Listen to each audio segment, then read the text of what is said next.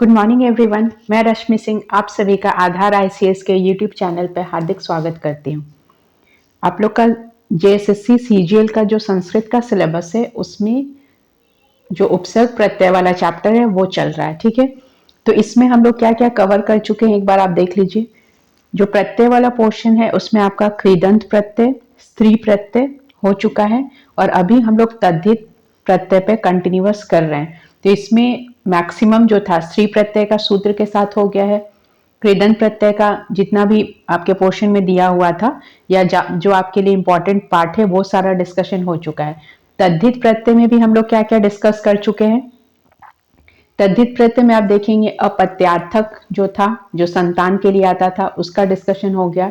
अपत्यार्थक में आपका अण, य, ढक, यत प्रत्यय था, ये हो चुका है। मत अर्थीय, मतुप, इनी, ठन, इतच, इसका भी डिस्कशन हो गया। भावार्थक एवं कर्मार्थक, भावार्थ और कर्मार्थक से जो रिलेटेड प्रत्यय थे जैसे कि त्व, तल, इमनिच, श्य, अय, वति, कन, इसका डिस्कशन हो चुका है। ये मैं इसलिए बता रही हूँ कि जो लोग आज फर्स्ट टाइम देख रहे होंगे उनके लिए कि ऑलरेडी पहले इतना सारा कुछ हो चुका है, ठीक है। समूह आर्थक था अण और तल, ये भी हो चुका है। संबंध आर्थक और विकारार्थक, इसमें जो प्रत्यय आते थे वो थे अण, ढक, अय और मयट, इसके बारे में भी बता चुकी हूं मैं। इसमें आपको क्या है कि दो दो एग्जाम्पल सबके याद रखने हैं क्योंकि प्रत्यय छोटा मोटा नहीं है, बहुत सारा। कृदंत में भी बहुत सारा प्रत्यय। स्त्री प्रत्यय ये है कि आपको पता है कि इतना ही है, उससे ज्यादा नहीं होगा और उसमें क्या होता है, स्त्रीलिंग बनाना होता है। लेकिन तद्धित प्रत्यय हम लोग कहाँ पे प्रयोग करते हैं। तद्धित प्रत्यय हम लोग संज्ञा सर्वनाम जो होता है उसके साथ लगाते हैं। तो इसमें क्या है, जो पाणिनीय व्याकरण है उसके अकॉर्डिंग जो अलग से जो निकाला गया वही हम लोग पढ़ रहे हैं, वो भी जो इम्पोर्टेंट है और जो क्वेश्चंस एग्जाम में आते हैं। बहुत लोगों को ये भी लगता है कि क्वेश्चन इतना इजी नहीं आएगा, तो क्वेश्चन आप नहीं बना रहे हैं, क्वेश्चन जो एग्जामिनर बनाएंगे उनके अकॉर्डिंग आएगा, उनके मूड के अकॉर्डिंग आएगा। आपको भले वो चीज इजी लग रहा है लेकिन बहुत लोग ऐसे हैं जिनको वो चीज थोड़ा टफ लगे। तो जो आप पढ़ चुके हैं वो आपके लिए इजी है। अगर आप अपने सिलेबस को 5 to 10 टाइम्स कवर कर चुके हैं तो आपके लिए एग्जाम जो होगा, आपके लिए जो क्वेश्चन पेपर होगा जस्ट लाइक वाटर होगा कि तुरंत पानी की तरह पी ले। लेकिन जो इतने लेवल का प्रिपरेशन नहीं कर पाए हैं उनको लगेगा कि पेपर टफ है। तो ठीक है, अगर आपको लगता है कि क्वेश्चन सीरीज जो एमसीक्यू 25 सेट से बहुत इजी है तो इट्स वेल एंड गुड, आपके लिए बहुत अच्छा है कि आप उसको बहुत इजी फील कर रहे हैं। लेकिन हाँ, अगर आप ओवर कॉन्फिडेंस में कुछ चैप्टर छोड़ देते हैं तो लॉस जो है आपका ही होगा। तो जो भी चैप्टर या जो भी उससे रिलेटेड क्वेश्चन है, चाहे वो ग्रामर का हो या साहित्य पोर्शन हो, उसको आप बार बार रिपीट करें। आपको खुद से भी क्वेश्चन आप सर्च कर सकते हैं, गूगल सर्च करें, यूट्यूब पे देखें, विकीपीडिया पे देखें, आपको सारा मैटर मिलता है वहां भी, तो आप वहां से भी सर्च करके देखिए। क्वेश्चन का पैटर्न 50% तो ऐसा होगा कि सबके लिए इजी होगा और बाकी रेस्ट जो रिमेनिंग पोर्शन है वो सबको ऐसा, मैं शुरू से बोल रही हूँ कि जो आपके 20 to 30 क्वेश्चन होंगे वो ऐसे होंगे जो आपको इजी नहीं लगेगा। तो क्वेश्चन ऐसा भी हो सकता है, जैसे कि कुछ क्वेश्चन होते हैं, अगर आप नेट जेआरएफ का एग्जाम देते हैं तो उसमें इस तरीके के क्वेश्चन आते हैं कि हनुमान जी को व्याकरण किसने पढ़ाया। तो इस टाइप के भी क्वेश्चन आप एक्सपेक्ट करके रखिए कि इस टाइप के भी क्वेश्चन आएंगे। या इस टाइप के क्वेश्चन है कि जो आपके उत्तर रामचरित है या विज्ञान शकुंतलम है, जो भी आपका साहित्य वाला पोर्शन है, पूर्व मेघ है, उससे भी ऐसे क्वेश्चन आ सकते हैं जो आपने कभी सुना ही नहीं हो। या फिर इतना इजी आएगा जो आपको पता है, जैसे भारवी से, भास से, भभूति से, इससे रिलेटेड क्वेश्चन भी आएंगे। कुछ ज्योग्राफिकल कंडीशन भी आ जाएगा, जैसे कि अगर आप मेघदूत पढ़ेंगे तो उसमें आपसे ये पूछा जा सकता है कि मेघ जो है, मेघ अपने जो कहाँ से मेघदूत का जो पूर्व मेघ वाला पोर्शन है उसमें मेघ ने अपनी यात्रा कहाँ से स्टार्ट की, तो आपसे स्टेट का नाम पूछा जा सकता है या उस पर्टिकुलर रीजन का नाम पूछा जा सकता है। तो आप ऐसे क्वेश्चन भी मान के चलिए कि आपसे पूछे जाएंगे। तो हर वक्त ऐसा नहीं कि बहुत ही इजी पेपर आ जाएगा। अगर आप ऐसा सोच रहे हैं कि 25 सेट्स में से एक आध सेट ऐसा था जिसमें मैंने इजी सेट बनाया है, जैसे कि शब्द रूप, धातु रूप या फिर कारक के सूत्र हैं, संधि के कुछ सूत्र है, अगर वो आपको बहुत इजी लग रहा है तो बहुत अच्छी बात है, ठीक है। लेकिन ऐसा नहीं होगा कि एकदम ही इजी आपसे पूछा जाएगा। आपसे जैसे कि आपका शिशुपाल वध है। तो आपको आपके इस गद्यांश से कहीं से उठाकर या कुछ श्लोक देकर पूछा जा सकता है कि ये किसने कहा, भीम ने कहा है या दुर्योधन ने कहा है या द्रौपदी ने कहा है। तो आपको वो चीज पता होना चाहिए ना, पूरा स्टोरी पता होना चाहिए कि ये श्लोक कहाँ से लिखा गया है या प्रस्तुत गद्यांश किन दोनों के बीच का डायलॉग हो रहा है, कौन बोल रहे हैं, श्री कृष्ण बोल रहे हैं या युधिष्ठिर बोल रहे हैं। तो इस तरीके के अगर आपको प्रिपरेशन करना है तो आपको पूरा चैप्टर डिटेल में पढ़ना जरूरी है। और रहा ग्रामर पोर्शन, तो वो तो आप 6 से क्या 4-5 से पढ़ ही रहे हैं, तो ग्रामर इतना टफ होता नहीं है। अगर आप ग्रामर एक बार भी देख लेंगे तो वो तो कभी बदलने वाला है नहीं। ऐसा तो नहीं कि कारक आज 8 है या संस्कृत में 6 है तो कल आप 2 दिन बाद कारक पढ़ेंगे तो कारक 12 हो जाएगा, ऐसा तो नहीं होगा। या लका मात्र वचन 3 है तो 5-6 दिन के बाद वचन 4 हो जाएगा संस्कृत में, वो कभी नहीं होगा। जो पाणिनि ने बताया है, जो पाणिनि ने अब तक का जो उनका व्याकरण है, व्याकरण वही रहेगा, वो कभी चेंज नहीं होगा। तो जो कभी चेंज नहीं होने वाला उसको आप एक बार पढ़िए या 2-3 बार कंठस्थ कर लीजिए, वो आपके लिए वेल एंड गुड रहेगा। उसमें आप अच्छा स्कोर कर सकते हैं। और आपका आफ्टर ऑल आपका एम क्या है, ये एग्जाम को क्लैरिफाई करना। तो आप अगर एक क्वेश्चन करके 3 नंबर ला रहे हैं तो आपके लिए बेनिफिशियल है। और आप उसी क्वेश्चन को अगर ओवर कॉन्फिडेंस में गलत कर देते हैं तो लॉस तो अल्टीमेटली आपका ही होगा। कोई आपका पड़ोसी का लॉस नहीं हो रहा है या आप जिसके साथ दिन भर घूम रहे हैं फोन पे बात कर रहे हैं उसका लॉस नहीं हो रहा, आपका खुद का लॉस हो रहा है। तो आप जो भी पढ़े विथ कॉन्फिडेंस पढ़ें और एक एक चीज को बार बार लिख लिख कर प्रैक्टिस कीजिए, क्योंकि आपके जो स्टार्टिंग के 4 चैप्टर है ना संस्कृत भाषा का साहित्य, उद्भव और विकास, और उसमें जो ब्राह्मण, आरण्यक, उपनिषद है, वेदांग है, या जो संस्कृत भाषा के जो हम लोग पढ़ते हैं नाट्य है, उपनिषद है, उसमें कितनी कितने नंबर है, कितना कितना श्लोक है या कितना कंडिकाएं हैं, वो आपको याद रखना पड़ेगा, क्योंकि क्वेश्चन तो उसी से आएगा। तो कुछ क्वेश्चन ऐसा होगा जो आपको सोचना पड़ेगा कि इसका आंसर क्या हो रहा है, और 50% क्वेश्चन ऐसे होंगे कि आप एक राउंड जो फर्स्ट राउंड में पढ़ रहे हैं तो उसमें वो आप क्लियर कर लें। ठीक है, तो इतना आप ध्यान दीजिए। और जो भी आपके पास जो अवेलेबल सोर्सेस आप उससे पढ़ सकते हैं। अगर नहीं मिल रहा तो आप मेरे जो वीडियोस डले हुए हैं 25 सेट्स, दैट इज 1000 क्वेश्चन है, 1000 में आप मान लीजिए 900 क्वेश्चन ही मान के चलो, आप 100 क्वेश्चन में भी रिपीटेड होगा, रिपीटेशन कहाँ नहीं होता है। तो 900 क्वेश्चन भी आपके पास है जो आप रिवीजन कर सकते हैं। और साथ साथ जैसे ये प्रत्येक कवर होता है उसके बाद जो आपका एग्जामिनेशन पैटर्न है उस पर भी सेट आने वाला है, तो आप उसको देखिए, उससे रिवीजन कीजिए। कहीं कुछ प्रॉब्लम होता है तो आप पूछ सकते हैं कि इस पोर्शन में प्रॉब्लम है या कुछ और आपको एक्सप्लेनेशन चाहिए किसी पार्ट में, तो आप उसके लिए कमेंट बॉक्स पे कमेंट कर सकते हैं। तो हम लोग तद्धित प्रत्यय पढ़ रहे थे। तद्धित प्रत्यय में हम लोग का समूहार्थक में अण और तल ये हो चुका था। संबंधार्थक और एवं विकारार्थक जो था उसमें अण, ढक, अय और मयट ये भी हो चुका था।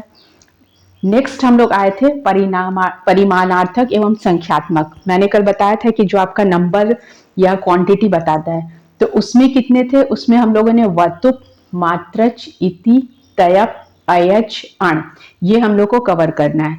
तो उसमें से आज हम लोग कौन सा करेंगे, मात्रच करेंगे। ठीक है, तो संशय को दूर करके निश्चित अर्थ के साथ प्रमाण, परिमाण तथा संख्या अर्थ की अभिव्यक्ति के लिए मात्रच प्रत्यय का प्रयोग करते हैं। तो हम लोग मात्रच का प्रयोग कहाँ करते हैं, नाम से ही पता चल रहा है कि जहां हम लोग नंबर बताएंगे, प्रमाण मतलब प्रमाण बताएंगे, प्रूफ बताएंगे, या संख्या अर्थ की अभिव्यक्ति के लिए, कहाँ कहाँ के लिए, संशय को दूर करके निश्चित अर्थ के साथ, जहां हम डेफिनेट बता सकते हैं। डेफिनेट उसका क्या क्वांटिटी है, कितना नंबर है, कितना संख्या है, ये जब अभिव्यक्ति हम लोग करते हैं तो वहां पे मात्रच प्रत्यय का प्रयोग करते हैं। इसके अंतिम में च, जो मात्रच में आप च देखिए, जैसे कि सभी प्रत्यय में होता आया है इसमें भी वही होगा। च की इत संज्ञा होकर लोप हो जाएगा और शेष क्या बच जाएगा, मात्र बच जाएगा। इसका रूप कैसे चलेगा, नपुंसकलिंग एक वचन में चलेगा। तो जितने भी प्रत्यय हैं वो आपको ध्यान देना है कि वो, जैसे स्त्रीलिंग, स्त्री प्रत्यय में तो पता है कि स्त्रीलिंग चलेगा। बाकी जो आप कृदंत तद्धित पढ़ रहे हैं तो उस तद्धित जो पढ़ रहे हैं तो तद्धित में उसका रूप कैसे लगेगा वो आपको याद रखना है कि पुल्लिंग में चलेगा या नपुंसकलिंग में चलेगा। जैसे आप शब्द देखिए, शम प्लस मात्रच, तो इसमें च तो हट जाएगा, बचेगा क्या, शम मात्रम। इसका अर्थ क्या हुआ, निश्चय ही शम प्रमाण है। उसी तरीके से शेर मात्रच, शेर मात्रम च हट गया तो निश्चय ही शेर प्रमाण है। तो ये क्या था, मात्रच प्रत्यय। नेक्स्ट हम लोग देखते हैं अण प्रत्यय। ये हम लोग क्या पढ़ रहे हैं, तद्धित प्रत्यय कवर कर रहे हैं। इससे पहले, तद्धित से पहले हम लोग स्त्री प्रत्यय और कृदंत प्रत्यय कवर कर चुके हैं।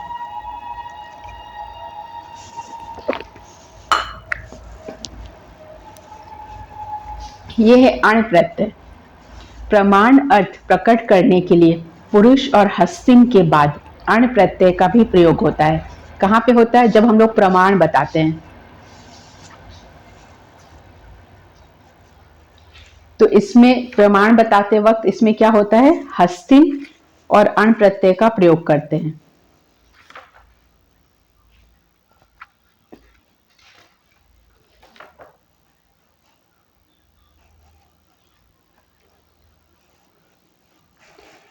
तो आप एक बार ध्यान दीजिएगा, प्रमाण अर्थ बताने के लिए पुरुष और हस्तिन के बाद अण प्रत्यय का भी प्रयोग करते हैं। जैसे इस नदी में पुरुष के डूबने पर पानी है। तो इसमें क्या ध्यान देने के लिए आपको बोला जा रहा है, पुरुष और हस्तिन के बाद अण प्रत्यय का प्रयोग करते हैं। जैसे सेंटेंस है, इस नदी में पुरुष के डूबने भर पानी है, मतलब कि नदी की बात कर रहे हैं तो इस नदी में कितना पानी है कि कोई एक आदमी जो है डूब जाए उतना पानी है। तो पुरुष प्लस अण लगा तो पौरुष हो गया, पौरुषम। तो इसमें जो पौरुषम शब्द में पूछा जाएगा कि कौन सा प्रत्यय है, तो कौन सा प्रत्यय लग रहा है, अण प्रत्यय लग रहा है। क्यों लग रहा, कि उसमें इसमें आप ऊपर देखिए, ऊपर लिखा हो कि प्रमाण अर्थ प्रकट करने के लिए पुरुष और हस्तिन के बाद, मतलब एक प्रूफ देने के लिए, और पुरुष शब्द है या हस्तिन शब्द है तो उसमें अण प्रत्यय का प्रयोग हो रहा है। जैसे नेक्स्ट एग्जांपल आप देखिए, इस नदी में हाथी डूबने भर पानी है, मतलब हाथी डूब जाए इतना पानी है। तो इसमें प्रत्यय कैसे लगेगा, हस्तिन प्लस अण, हस्तिनम जलमस्याम सरिति। तो इसका अर्थ क्या हुआ, जहां शब्द पुरुष और हस्तिन है और उसका कोई प्रमाण अर्थ प्रकट करना हो तो वहां पे अण प्रत्यय का प्रयोग होता है। ठीक है, नेक्स्ट प्रत्यय में आप आइए। ये हम लोग परिमाणार्थक और संख्यात्मक जो प्रत्यय है वही पढ़ रहे हैं। नेक्स्ट है आपका डति। ठीक है, किम शब्द के बाद, अगर किम शब्द के बाद संख्या और परिमाण अर्थ की अभिव्यक्ति के लिए डति प्रत्यय को लगाते हैं। कहां पे, जब किम शब्द होगा और उसमें संख्या और परिमाण अर्थ की अभिव्यक्ति के लिए डति प्रत्यय को लगाते हैं। डति के प्रारंभ में स्थित ड जो है, ड की चुटु से इत संज्ञा होकर लोप हो जाता है। तो ड का इत संज्ञा किससे होता है, चुटु से। अगर आप पहले पढ़ेंगे तो उसमें मैंने ये पढ़ाया है कि कैसे होता है। ये चुटु से इत संज्ञा होकर लोप हो जाता है और शेष क्या बच जाता है, ती बच जाता है। ठीक है, तो डति का सिर्फ शेष क्या बच जाएगा, ती बच जाएगा। तो किम प्लस डति, ती बचा तो क्या हो जाएगा, कति। तो कति का मतलब क्या होता है, कितने। तो आपको याद रखना है कि इस जो प्रत्यय है डति, इसका प्रयोग हम लोग यहाँ पे करते हैं, किम शब्द के साथ करते हैं, जहां संख्या या परिमाण अर्थ की अभिव्यक्ति के लिए करते हैं। और इसमें डति के प्रारंभ में ड की चुटु से इत संज्ञा होकर लोप हो जाता है और शेष क्या बचता है, ओनली ती बचता है। तो किम प्लस डति होगा तो क्या हो जाएगा, कति। नेक्स्ट आपका आता है तयप। यह भी क्या है, संख्या और समूह का बोध कराने के लिए, अभी हम लोग वही पढ़ रहे हैं, संख्यार्थक वाला ही पढ़ रहे हैं। तो संख्या समूह का बोध कराने के लिए संख्यावाचक शब्दों से तयप प्रत्यय को जोड़ते हैं। तो जो भी संख्यावाचक शब्द होंगे उसमें हम लोग कौन सा प्रत्यय जोड़ेंगे, तयप प्रत्यय जोड़ेंगे। तयप में शेष क्या बचता है, तय, और अंतिम प की हलंत्यम से इत संज्ञा होकर लोप हो जाता है। तो किसका लोप हो जाता है, अंतिम प की हलंत्यम से इत संज्ञा होकर लोप हो जाता है। तो आप शब्द देखिए क्या है, तयप। तयप में तय बचेगा और प का हलंत्यम से इत संज्ञा होकर लोप हो जाएगा। For example दवि तयम, तयप। दवि तयम जो है तो उसमें क्या हुआ, दवि प्लस तयप, तो प का लोप हो गया तो क्या बन गया, दवि तयम। और इसमें ये देखिए संख्यावाचक है, दवि मतलब दो, तो इसके साथ लगा है। दो के साथ आपका प्रत्यय लगेगा तो क्या हो जाएगा?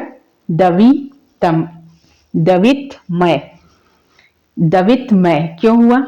क्योंकि इसका प का लोप हो गया। उसी तरीके से आप त्रि में देखिए, त्रितयप, तो क्या बन गया? त्रितयम। क्यों हो गया?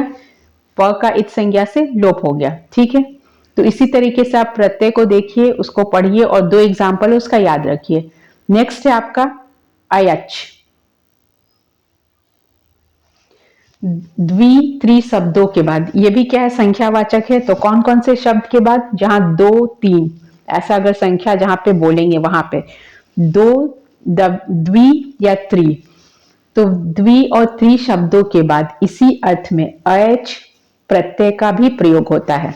किस प्रत्यय का? अयच प्रत्यय का।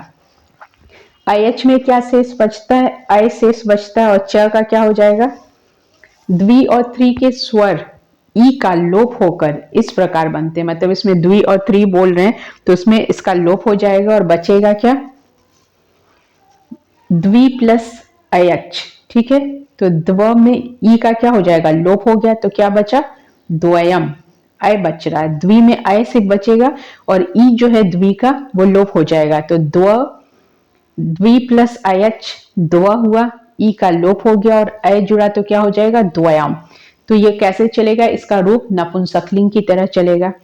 उसी तरीके से त्रि में देखिए, त्रि में अयच लगा तो च का लोप हो गया, बचा क्या? ई बचा, और ई में अय जुड़ा तो क्या हो गया? त्रयम। तो त्रयम, अगर आपसे पूछा जाए द्वयम में कौन सा प्रत्यय है, तो द्वयम में कौन सा प्रत्यय होगा? अयच प्रत्यय होगा। कैसे हुआ? च का तो लोप हो गया, द्वि प्लस अयच द्व, ई का लोप हो गया तो द्वि हुआ और उसके बाद उसमें अय लगा तो क्या हो गया? द्वयम। और इसका रूप कैसे चलेगा? नपुंसकलिंग की तरह चलेगा। ठीक उसी प्रकार आप देखिए त्रयम में त्रि प्लस अयच, च का लोप हो गया और स्वर जो है ई हो गया, तो त्रि प्लस अयच का त्र प्लस ई होके त्रय हुआ और अयम लगा तो क्या हो गया? त्रयम हो गया। ठीक है, तो ये कौन सा था? परिमाणार्थक संख्यार्थक था। ठीक है, ये जो हम लोग जितने भी पढ़े, वतुप, मात्रच, अण, डति, तयप, अयच, ये सब क्या था? जहां हम लोग क्वांटिटी की बात करते हैं। उसके बाद आता है हितार्थक, हित के अर्थ में। तो हित के लिए हम लोग को कितना पढ़ना है? यहाँ पे दो पढ़ना है, क्षय और यथ, ये दोनों पढ़ना है। किसी के हित के लिए, जब हम लोग किसी की भलाई के लिए बात करेंगे, वेलफेयर जहां पे होगा, तो किसी के हित के लिए इस अर्थ को प्रकट करने हेतु जिसके हित की वस्तु हो, उस शब्दों में क्षय प्रत्यय का प्रयोग किया जाता है। क्षय को इय आदेश हो जाता है। क्षय को कौन सा आदेश हो जाएगा? इय। जिस शब्द से प्रत्यय जोड़ा जाता है उसके अंतिम स्वर का क्या हो जाता है? लोप हो जाता है। तो इसका टर्म्स एंड कंडीशन आप देखिए क्या क्या है। किसी के हित के लिए इस अर्थ को प्रकट करने हेतु जिसके लिए हित की वस्तु होती है उस शब्दों में क्षय प्रत्यय का प्रयोग किया जाता है। छ को यह आदेश हो जाता है। जिस शब्द से प्रत्यय जोड़ा जाता है उसके अंतिम स्वर का क्या हो जाता है? लोप हो जाता है। जैसे वत्स प्लस छ, तो छ का क्या हो जाएगा? यह हो जाएगा, लोप होके क्या बना? अ, तो वत्स प्लस य, वत्स्यम। ठीक है, इस तरीके से होगा। तो ये आपको ध्यान देना है कि ये कहां पे होगा? जब किसी की हित की बात करेंगे उस शब्द में छ प्रत्यय का प्रयोग करेंगे और छ को क्या आदेश हो जाएगा? इय। छ हट के क्या हो जाएगा? इय हो जाएगा। और जिस शब्द से प्रत्यय जोड़ा जाएगा, जिस भी शब्द से प्रत्यय जुड़ रहा है, जैसे वत से जुड़ रहा है तो वत के अंतिम स्वर, जो अंतिम स्वर है उसका लोप हो जाएगा। जैसे कि वत्स प्लस छ, तो छ का इय आदेश हुआ, वत्स हुआ, और उसमें इय जुड़ा तो वत्स्यम हो गया। ठीक है, नेक्स्ट हम लोग देखते हैं। नेक्स्ट है यत। यत भी किसके लिए यूज होता है? हित के लिए होता है। हित अर्थ की अभिव्यक्ति के लिए शरीर के अव्ययवाची शब्दों के बाद उकारांत शब्दों में तथा गो, हविष, अक्षर, विष, बहिष, अष्टका, युग, मेधा, नाभि, स्वर्ण को सुन या सुन आदेश, कूप, खर, दर, असुर, वेद, बीज, इन शब्दों में यत प्रत्यय लगता है। ठीक है, मूल शब्द के अंतिम स्वर का क्या होता है, जो मूल स्वर है उसके अंतिम स्वर का क्या हो जाता है, लोप हो जाता है। ठीक है, अंतिम स्वर का लोप हो जाएगा। यत में शेष क्या बचेगा, य बचेगा, और त की हलंत्यम से इत संज्ञा होकर लोप हो जाएगा। जैसे आप एग्जाम्पल देखिए, दंत प्लस यत तो क्या बना, दंत्या। श्वन प्लस यत शून्यम, गो प्लस यत गव्यम। ठीक है, तो एक बार फिर से देख लीजिए, हित अर्थ की अभिव्यक्ति के लिए शरीर के अव्ययवाची शब्दों के बाद उकारांत शब्दों में उकारांत शब्द हो तथा, शब्द आपको ध्यान देना कौन सा शब्द होगा, उकारांत शब्द होगा। ठीक है, उकारांत शब्दों में तथा गो, हविष, अक्षर, विष, बहिष, अष्टका, युग, मेधा, नाभि, स्वन, इसमें सब देखिए आप उकारांत शब्द है। स्वन हुआ, कूप हुआ, दर हुआ, दर तो नहीं है, असुर हुआ, वेद, इन शब्दों में यत प्रत्यय लगता है। तो ये शब्द में क्या होता है, यत प्रत्यय लगता है। मूल शब्द के अंतिम स्वर का क्या हो जाता है, लोप हो जाता है। यत में क्या शेष बचता है, य बचता है, और त की हलंत्यम से इत संज्ञा होकर लोप हो जाता है। जैसे एग्जाम्पल आप देखेंगे, दंत क्या है, शरीर का अवयव है, दांत। शून्य क्या है, उकारांत शब्द है, तो दंत प्लस यत दंतया, स्वर्ण प्लस यत शून्यम, गो प्लस यत गव्यम। तो आप इसका दो दो एग्जाम्पल याद रखिए। तो ये आप जो पढ़े, ऊपर जो पढ़े हितार्थक था, मतलब जब हम लोग किसी की हित की बात करेंगे तब ये प्रत्यय याद करेंगे। कौन कौन सा, क्षय और यत। उसके बाद आता है क्रिया विशेषण। तो कुछ तद्धित प्रत्यय हैं जो क्रिया विशेषण के साथ आते हैं। तो उसमें कौन कौन से हैं, जैसे आपको पढ़ना है तहसील, त्रल, दा, दानिम, थाल, शैक्षिक, ये सब आपको क्रिया विशेषण में पढ़ना है। तो पहला पढ़ते हैं, क्या पहला है तहसील। संज्ञा, सर्वनाम और विशेषण, किस किस के साथ, संज्ञा, सर्वनाम और विशेषण तथा परि और अभि उपसर्ग के बाद। परि और अभि उपसर्ग आप जब कारक पढ़ रहे थे तब भी पढ़े थे, अभितः, परितः, सर्वतः वाला, कि वहां पे कौन सा वचन, कौन सा कारक का विभक्ति लगेगा। तो इसमें भी वैसे ही पढ़ना है, संज्ञा, सर्वनाम और विशेषण तथा परि और अभि उपसर्ग के बाद पंचमी विभक्ति के अर्थ में, कौन सा विभक्ति, पंचमी विभक्ति के अर्थ में तसिल प्रत्यय का प्रयोग होता है। तसिल में शेष क्या बचता है, तस बचता है, तथा इसके भी अंतिम में स, जो आपका दंत श है, दंत स को व्याकरण नियमों से विसर्ग हो जाता है। तो आपको इसमें क्या देखना है, संज्ञा, सर्वनाम और विशेषण तथा परि और अभि उपसर्ग के बाद पंचमी विभक्ति के अर्थ में तसिल प्रत्यय का प्रयोग होता है। तसिल में तस शेष बचता है तथा इसके भी अंतिम में श, जो है दंत स है, उसमें जो व्याकरण का नियम लगता है और वो क्या हो जाता है, विसर्ग हो जाता है। फॉर एग्जाम्पल देखिए, त्वत् प्लस तसिल, तो क्या बना, त्वतः। मत प्लस तसिल, मतः। युष्मत प्लस तसिल, युष्मत। तो आप ये जितने भी है शब्द, ये क्या है, सर्वनाम वाले हैं। ठीक है, उसके बाद देखिए त्रल प्रत्यय।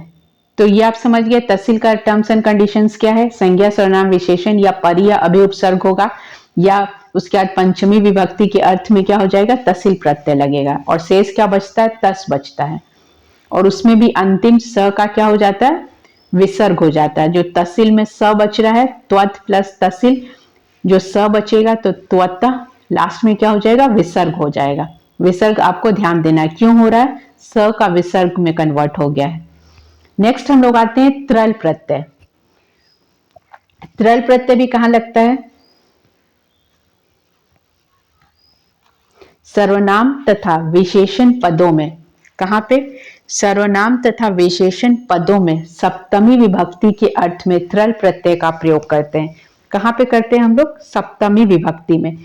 जब सर्वनाम तथा विशेषण पदों में सप्तमी विभक्ति के अर्थ में त्रल प्रत्यय का प्रयोग करते हैं। त्रल में ल की इत संज्ञा होकर लोप हो जाता है। त्रल में क्या होता है, ल का इत संज्ञा होकर लोप हो जाता है, और शेष क्या बचता है, त्र। तो शेष क्या बचेगा, सिर्फ त्र बचेगा। जैसे तत् प्लस त्रल, तत्र। यत्र प्लस यत में त्र लगा यत्र, बहुल में त्र लगा बहुत्र। तो ये इसमें क्या लग रहा है, सप्तमी विभक्ति के अर्थ में। जब हम लोग सप्तमी विभक्ति बोलते हैं, कर्ता ने कर्म को करण से सप्तमी जो अधिकरण में पर बोलते हैं उसमें, तो सर्वनाम तथा क्रिया विशेषण के पदों में सप्तमी विभक्ति के अर्थ में त्रल प्रत्यय का प्रयोग करते हैं। ठीक है, त्रल में क्या हो जाएगा, ल का एक संज्ञा होकर लोप हो जाएगा और लास्ट में क्या बचेगा, त्र बचेगा। तो यत प्लस त्रल यत्र, या बहु प्लस त्रल बहुत्र। ठीक है, तो अगर आपसे क्वेश्चन पूछा जाता है कि तत्र या यत्र या बहुत्र, इसमें कौन सा प्रत्यय है, तो कौन सा प्रत्यय है, इसमें त्रल प्रत्यय है। तो अभी जितने भी ग्रामर का पोर्शन है, जैसे संधि हुआ है, समास हुआ है, कारक हुआ है, माहेश्वर सूत्र हुआ है, ये मैं अभी एक्सप्लेन कर दे रही हूँ। फिर जो क्वेश्चन सीरीज में दूंगी उसमें एक्सप्लेन करूंगी। ये बहुत लोग का कहना है कि ग्रामर के कुछ क्वेश्चन डिस्कशन करने, तो अभी मैंने डिटेल में, आप अगर आप देख रहे होंगे कंटिन्यूअस, तो ग्रामर का पोर्शन जहां से स्टार्ट हुआ वहां से मैंने कोई पोर्शन छोड़ा नहीं है, सारा डिस्कशन कर चुकी हूँ। तो जो लोग अभी नहीं देखे हैं या फिर क्वेश्चन ओनली क्वेश्चन सीरीज देख रहे होंगे और उनको ग्रामर में कुछ पढ़ना है, तो आप ये सारे वीडियोस कंटिन्यू देख सकते हैं। एटलीस्ट 30 वीडियोस है, 30 में 20 से ग्रामर स्टार्ट हो गया, तो आप ग्रामर पोर्शन के रिवीजन के लिए आप देख सकते हैं।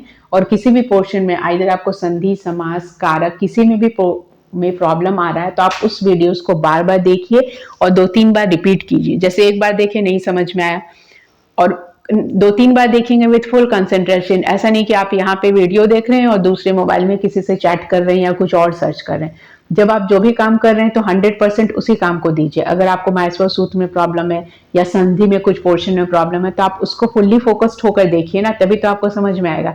ऐसे नहीं कि आप उधर कुछ और कर रहे हैं और ऐसे करके वीडियो चल रहा है या चलते चलते सो गए हैं। नींद तो खैर आ ही जाता है, अगर लंबा वीडियो है तो सुनते सुनते नींद आता ही आता है, ये नॉर्मल है। तो अगर आपको समझना है तो आंख खोल कर देखिए, कान खोल कर देखिए और बार बार रिपीट कीजिए, तब आपको वो पोर्शन क्लियर होगा। नहीं तो आप यूट्यूब में बहुत सारे 10-10 मिनट वाले वीडियो हैं, आप वो भी देख सकते हैं। बहुत लोगों ने एक्सप्लेन किया है, लेकिन 10 मिनट में ही वो चीज खत्म हो गया है। तो 10 मिनट देखने से अच्छा है कि आप थोड़ा लंबा देख लीजिए, 20-25 मिनट देख करके उस चीज को अच्छे से समझ लीजिए। ठीक है, तो ये था आपका त्रल प्रत्यय। त्रल प्रत्यय जो था, आप क्रिया विशेषण वाले प्रत्यय हम लोग पढ़ रहे थे, तो क्रिया विशेषण वाले प्रत्यय में तस्सिल और त्रल हो चुका है। ये सब इजी प्रत्यय बचा है। नेक्स्ट है दा। कब, जब आदि अर्थों की अभिव्यक्ति के लिए, कब कब हम लोग लगाते हैं, जब हम लोग कब बोलते हैं, कदा, यदा, सर्वदा। कब, जब आदि अर्थों की अभिव्यक्ति के लिए सर्व, एक, अन्य, किम, यद, तद शब्दों के बाद दा प्रत्यय लगता है। ये बहुत इजी है। किसके लिए, जब हम लोग कब बोलते हैं, जब बोलते हैं, अर्थों की अभिव्यक्ति के लिए सर्व, एक, अन्य, किम, यद, तद शब्दों के बाद दा प्रत्यय लगता है। जैसे आप देखिए, यत प्लस दा, यदा, सर्व में दा लगा, इसमें कुछ ऐसा कुछ नहीं कि लोप होगा कुछ शेष बचेगा, ऐसा कुछ नहीं, सिंपली दा लगा देना। यत के साथ दा हुआ तो यदा हुआ, सर्व के साथ दा हुआ तो सर्वदा हुआ, अन्य के साथ हुआ या एक के साथ लगाते तो एकदा हो जाता। तो ये बहुत इजी है, ऐसा कुछ नहीं है उसमें कि बहुत ज्यादा कोई सूत्र है या किसी का लोप हो रहा है या कोई विसर्ग में बदल रहा है, ऐसा कुछ नहीं है। नेक्स्ट है आपका दानिम। उक्त अर्थ में ही दानिम प्रत्यय का भी प्रयोग किया जाता है। उक्त अर्थ जो हम लोग ऊपर पढ़े ना, तदा वाला, कब, जब, तब, एक जो लगाते हैं, तो उक्त अर्थ में ही दानिम प्रत्यय का भी प्रयोग होता है। जैसे आप देख लीजिए कैसे हो रहा है, किम प्लस दानिम, कदानिम, यद प्लस दानिम, यदानिम, तद प्लस दानिम, तदानिम। तो जब हम लोग ये सब बात करते हैं, कब, जब, सर्व, एक, अन्य, किम, यद, तद, ऐसे शब्दों के साथ दा प्रत्यय लगता है और उसी शब्दों के साथ ही दानिम प्रत्यय का भी प्रयोग करते हैं। ठीक है, इजी है, एक्सप्लेन करने जैसा कुछ नहीं है। नेक्स्ट है आपका थाल। प्रत्यय अर्थ को बताने के लिए जब प्रत्यय का अर्थ बताते हैं तो वहां पर यत, तत् आदि, कौन कौन सा यत और तत् थाल प्रत्यय लगते हैं। तो यत और तत् में थाल प्रत्यय लगाने से क्या हो जाता है, थाल मतलब जो बड़ा सा प्लेट वाला होता है, तो उसमें ल जो है हट जाता है। ठीक है, और बचता है क्या है, था बचता है। जैसे तत् प्लस थाल कीजिए तो क्या हो गया, ल हट गया, तत् और थाल तो क्या हो जाएगा, तथा। उसी तरीके से यथ प्लस थाल कीजिए, क्या बच गया? यथा। सर्व प्लस थाल कीजिए, सर्वथा। तो आपसे ऐसे अगर पूछा जाए कि सर्वथा शब्द में कौन सा प्रत्यय है, तो सर्वथा में कौन सा प्रत्यय है? थाल प्रत्यय है। थाल में ल का क्या हो गया? लोप हो गया और शेष आपका ओनली थ बचा है। ठीक है, तो ऊपर जो आपने पढ़ा ये सब बहुत इजी प्रत्यय है, वो आप देख के ही समझ में आ जाएगा। जैसे कि दा हुआ या त्रल प्रत्यय हुआ, ये भी बहुत इजी है। त्रल के बाद दा भी बहुत इजी है, देख के समझ में आ जा रहा है कि दा लग रहा है। दानिम भी उसी प्रकार से है। थाल, थाल में भी देख के समझ में आ जाएगा कि तथा, यथा, सर्वथा, वो सब में क्या प्रत्यय लगा है? थाल लगा है। नेक्स्ट है आपका कुछ कृत सुच। कृत सुच, और ये हम लोग जो प्रत्यय पढ़ रहे हैं ये लास्ट पोर्शन ही पढ़ रहे हैं, बाकी सारा तो हो चुका है। तो लास्ट पोर्शन है तो इसको थोड़ा ध्यान देके पढ़ लीजिए। आपका ऐसा नहीं है कि काम नहीं आएगा, इंपॉर्टेंट चैप्टर है, अगर सिलेबस में है तो इंपॉर्टेंट ही है।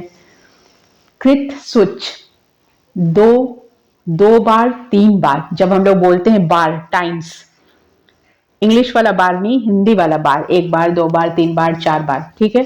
तो दो बार, तीन बार आदि के समान बार अर्थ प्रकट करने के लिए, जब हम लोग बोलते हैं कितने बार, एक बार, चार बार, पांच बार, 10 बार, टाइम्स जो बोलते हैं, तो उसके लिए जब अर्थ प्रकट करते हैं और संख्यावाची शब्दों के बाद कृत सुच प्रत्यय जोड़ते हैं, जब संख्यावाची शब्द, जैसे कि हम लोग बोल रहे हैं एक बार, तो एक क्या है? नंबर है ना, वंस, ट्वाइस, थ्राइस, तो ये सब क्या है? नंबर है।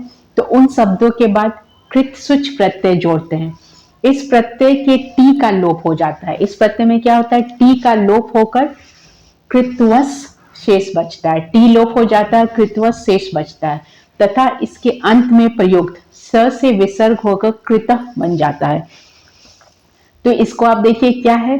कृत सुच, इसमें टी का लोप हो जाएगा और सु का जो स है उसका विसर्ग में बदल जाएगा। इतना आप याद रखें कि प्रत्यय के टी का लोप हो जाएगा, कृतवस शेष बचता है। अब जो स बचेगा उसका हम लोग क्या लगा देंगे? विसर्ग लगा देंगे, तो स हट के विसर्ग हो जाएगा।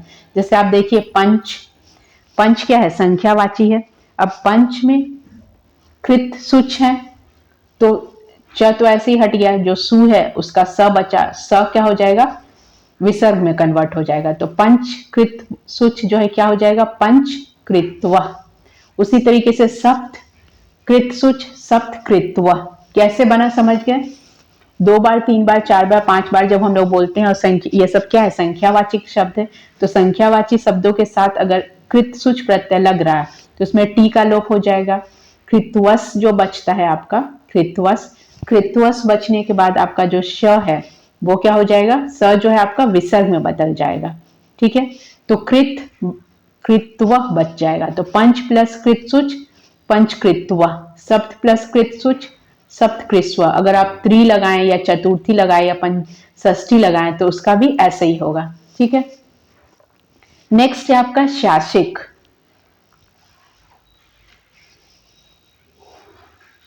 ऊपर बताए गए आर्थिक वर्गीकरण के अंतर्गत, ऊपर जो हम लोग नंबर वाला बात किए उसके अंतर्गत कुछ अर्थों का समावेश नहीं हुआ है।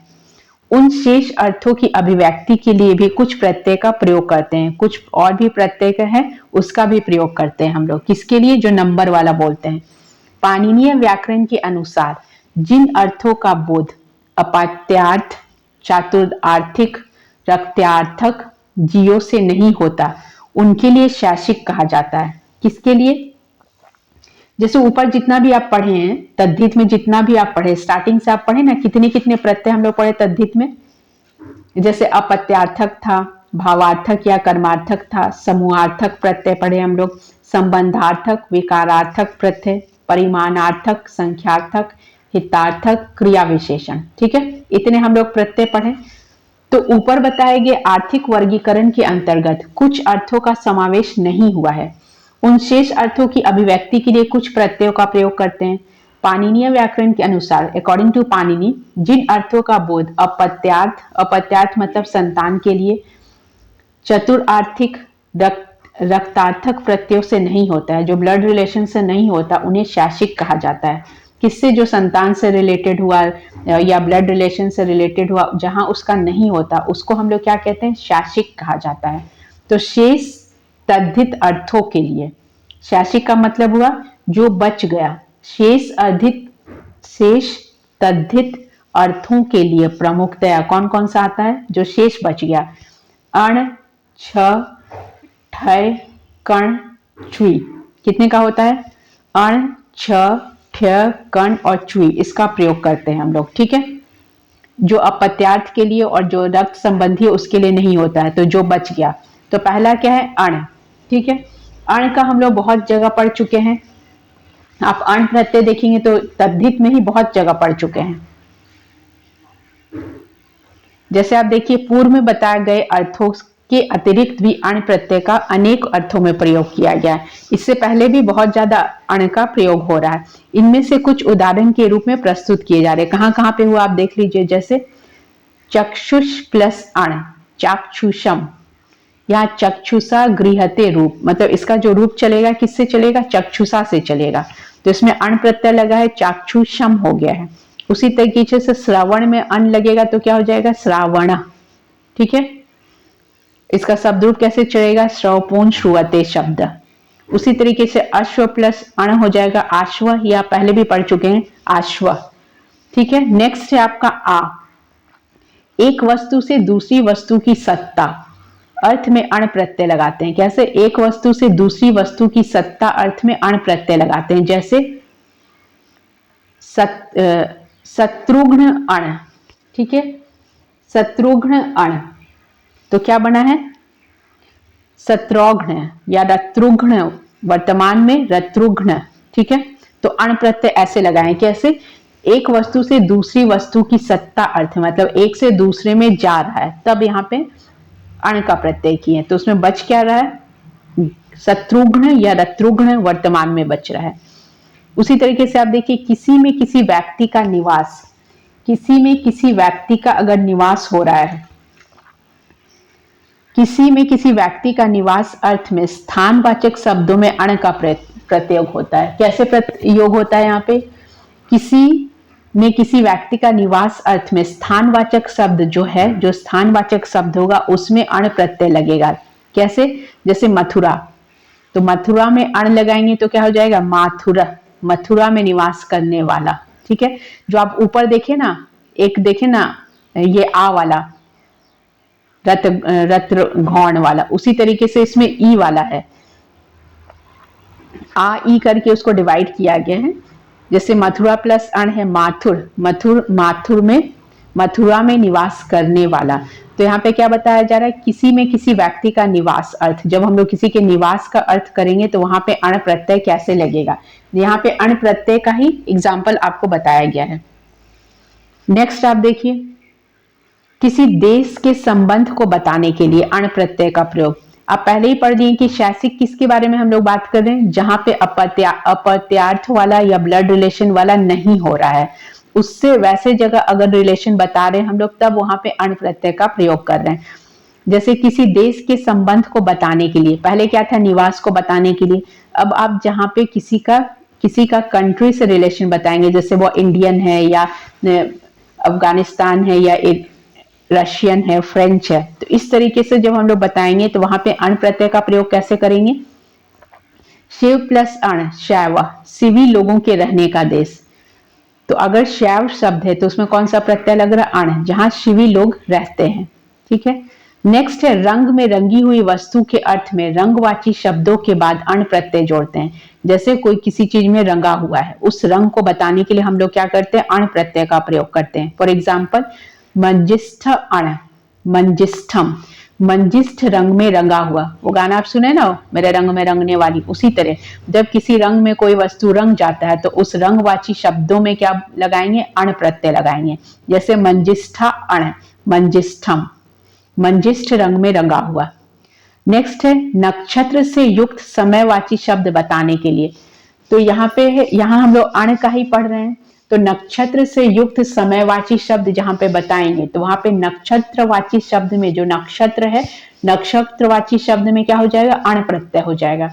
जैसे चित्रा प्लस अण, चैत्र, चित्रा नक्षत्र है तो उससे संबंध बता रहे हैं, तो नक्षत्रवाची शब्द में अण प्रत्यय लगा है तो क्या हो गया? चैत्र, चित्रा नक्षत्र से युक्त मास, वैसा महीना जो चित्रा नक्षत्र से युक्त है। तो आप देख ली यहाँ पे यण का कितना यूज हो गया। पहला आपने क्या पढ़ा, पहला था आपका पूर्व में बताए गए अर्थों से अतिरिक्त जो है जो अर्थ है जैसे चक्षुष प्लस अण। दूसरा आप देखिए एक वस्तु से दूसरी वस्तु की सत्ता में अण का प्रयोग करते हैं। तीसरा है किसी व्यक्ति का निवास स्थान जब बताएंगे तो वहां पे अण का प्रयोग करेंगे। किसी के देश के संबंध बताने के लिए अण का प्रयोग करते हैं। फिर है जब कोई वस्तु किसी के रंग में रंग जाए, रंग में रंगी हुई वस्तु का अर्थ बताएंगे तो वहां भी अण प्रत्यय लगाएंगे। उसके बाद है नक्षत्र। जब हम लोग नक्षत्र से युक्त समयवाची शब्द बताते हैं या उसके बारे में बात करते हैं तो वहां नक्षत्रवाची शब्द में भी क्या हो जाता है, अण प्रत्यय लगता है। ठीक है, तो ये इतना क्या था, अण प्रत्यय का था। एक और दो और बचा वो भी देख लीजिए।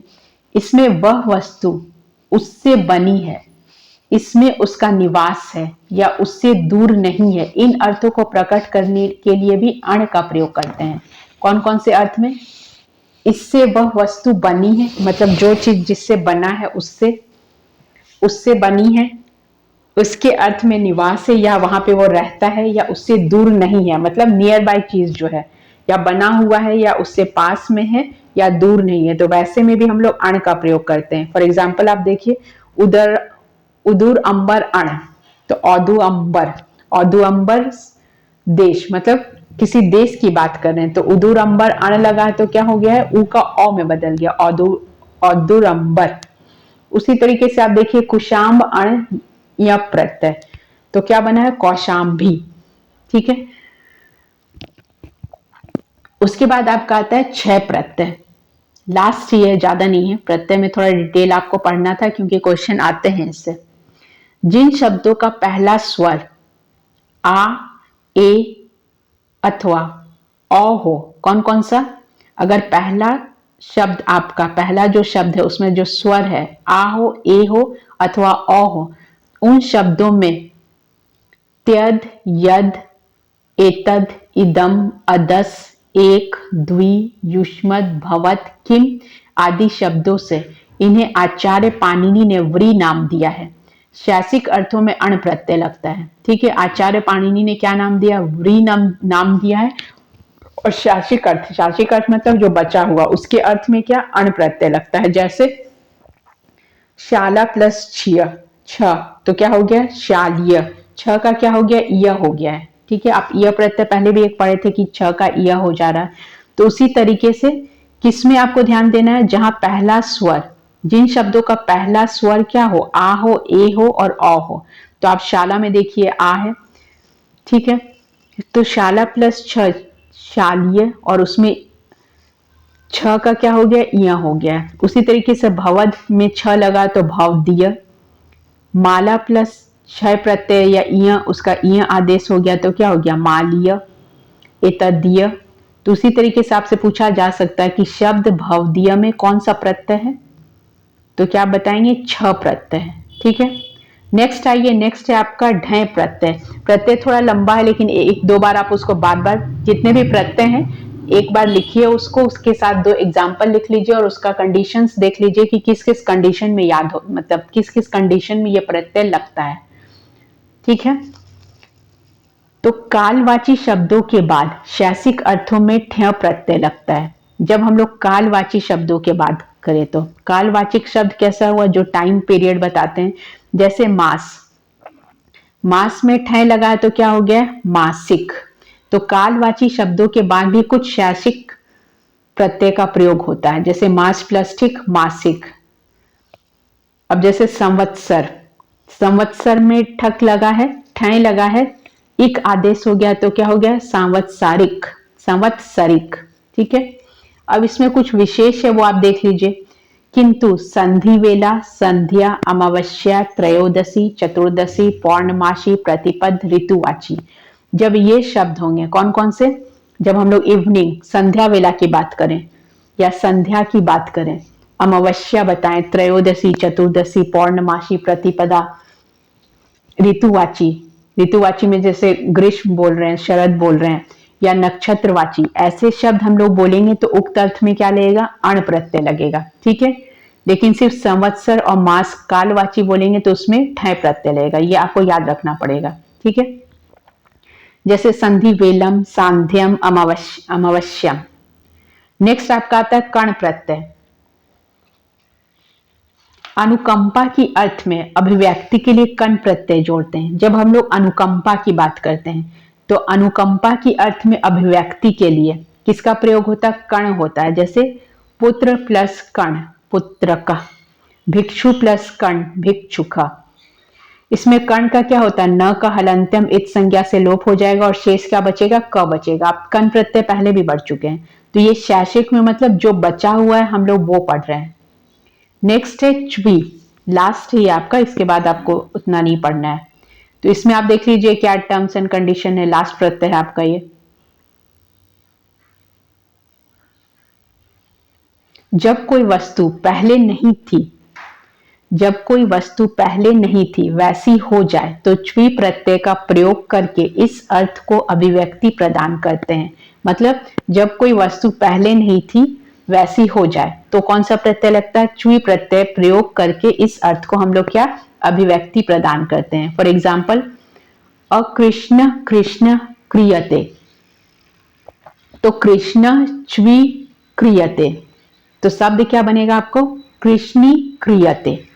यह प्रत्यय आपको ध्यान देना, यह प्रत्यय कहां पे लगेगा? केवल क्री धातु, भू धातु, अस धातु के योग में प्रयुक्त होते हैं। कहां कहां पे? क्री धातु में, भू धातु में और अस धातु में। तो यहां आप देखिए कृष्ण क्री धातु है, तो इसलिए यहां पे कृष्ण च्वी क्रियते लगा है, तो कृष्णी क्रियते हुआ। तो क्री धातु के साथ लगा है, भू धातु के साथ और अस धातु के साथ ही इसका प्रयोग होता है। और च्वी का क्या हो जाता है? लोप हो जाता है। किंतु क्रियापद से पूर्व पद के अंतिम अकार और आकार को ईकार आदेश हो जाता है। तो क्रियापद से, क्रियापद के पूर्व पद जो अंतिम है उसमें अकार अगर है तो वो क्या हो जाता है? आकार को ईकार आदेश हो जाता है। जैसे एग्जांपल आप देखिए ब्रह्मा च्वी भवती, तो आप पहले भी देखें कि किस धातु के साथ लेगा। सिर्फ आपको ध्यान देना है क्री धातु, भू धातु और अस धातु के साथ ही इसका प्रयोग होगा। ब्रह्मा च्वी भवती, ब्रह्मी भवती, तो अब्रह्मा ब्रह्मा भवती। ठीक है, ये आपको ध्यान देना है कि सिर्फ तीन धातु क्री, भू और अस धातु के साथ लगेगा और च्वी का क्या हो जाएगा? लोप हो जाएगा। और क्रियापद से पूर्व पद के अंतिम में जो अकार अथवा आकार है वो क्या हो जाएगा? ईकार में बदल जाएगा। देखिए जैसे ब्रह्मा च्वी भवती है तो ब्रह्मी भवती हो गया, मतलब जो ब्रह्मा आकार था वो ईकार में बदल गया। सूची च्वी भवती, सूची भवती, ये भी इकार में बदल गया। पटी च्वी भवती, पटु भवती, पटु अपटु भवती। ठीक है, तो प्रथम शब्द में अंतिम ई उ को क्या हो गया? दीर्घ हो जाएगा। जो हर्ष सही है वो दीर्घ में बदल जाएगा। जैसे आप देखिए सूची भवती, पटु करोती, ये सब में क्या है?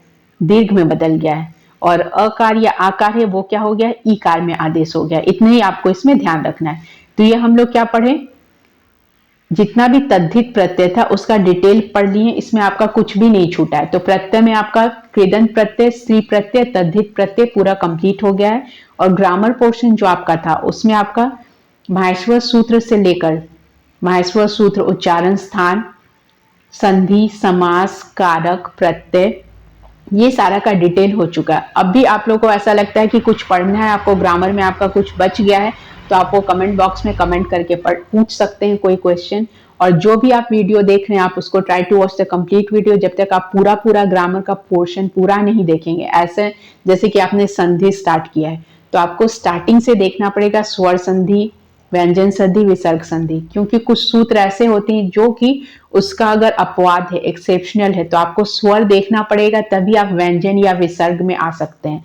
ऐसा नहीं कि आप एक बार विसर्ग देख लिए फिर बीच में कारक का कोई पार्ट उठा के देख लिए, ऐसा नहीं। आप जो भी देख रहे हैं आप उसके पूरे सीरीज में देखें और उसको कंटिन्यू देखिए, तभी आपको पूरा समझ में आएगा।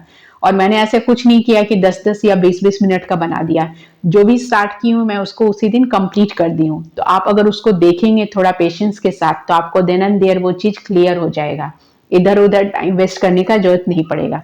तो आप सारा वीडियोस जितने भी बन चुके हैं ग्रामर के और जो ऊपर का पोर्शन है भाषा का इतिहास और ये, तो उसको आप बार बार देखिए। उसमें कहीं कोई प्रॉब्लम होता आप तो आप क्वेश्चन पूछ सकते हैं। और जो भी देख रहे हैं उसको कंप्लीट देखिएगा। कहीं कोई क्वेश्चन अराइज हो रहा है या आप कोई भी सेट और देख रहे हैं या प्रैक्टिस सेट कर रहे हैं तो उसमें भी आपको कुछ पूछना है तो आप कमेंट करके पूछ सकते हैं।